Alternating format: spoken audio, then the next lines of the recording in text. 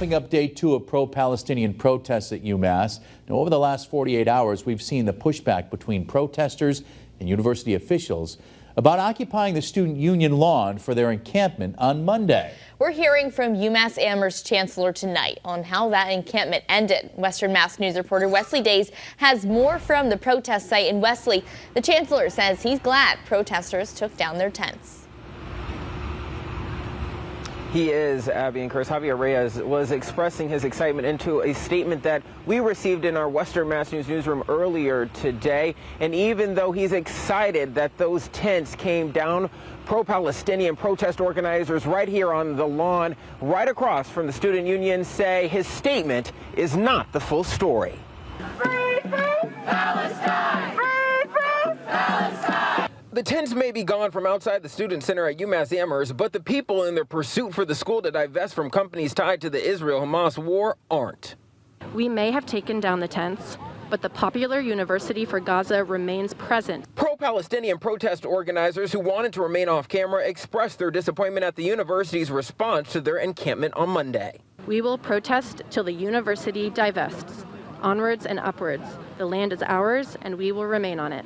On the flip side, a starkly different reaction from UMass Amherst Chancellor Javier Reyes. In a statement shared with Western Mass News, he says in part, quote, "I am pleased to share with you that after the intervention of our campus demonstration response team, protesters who had established an unauthorized tent encampment beside the campus pond have peacefully dismantled it. I am grateful to the student activists at the encampment for their cooperation this morning." But encampment organizers say his remarks about peace weren't a reality Tuesday morning when authorities who they want removed from campus showed up.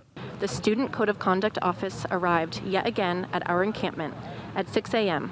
and informed us that the UMass Police Department will be involved if we did not take down our structures. Although we were prepared to hold our ground, the alarmingly heavy police presence on campus and the involvement of state troopers, which was not at all announced to the students, alerted us to the fact that the administration was prepared for a much more aggressive assault on the encampment and unarmed undergraduate protesters. In the hours since those tents came down, the protests haven't hit a pause. Palestine will live forever! Free Palestine! Free Palestine! I mean, it's definitely a really powerful thing to be doing something in support of a group of marginalized people.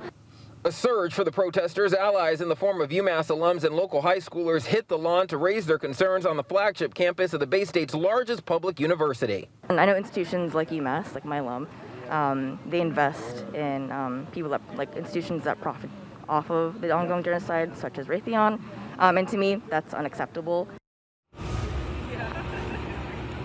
By the way, Abby and Chris, I should mention that Natalie, one of the women you just heard from there in that story, she and her classmates traveled by foot from Amherst Regional High School, where they're attending classes at this hour. They walked out of school to be here at this event today, and I'm pretty sure I saw one of those students just walk by a few minutes ago. They've been here all day long since we've been here at about 10 o'clock this morning. By the way, the protests are nowhere near over on the UMass campus, or UMass Amherst campus specifically.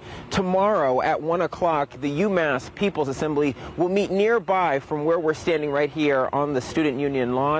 Reporting live in Amherst, Wesley Days, Western Mass News.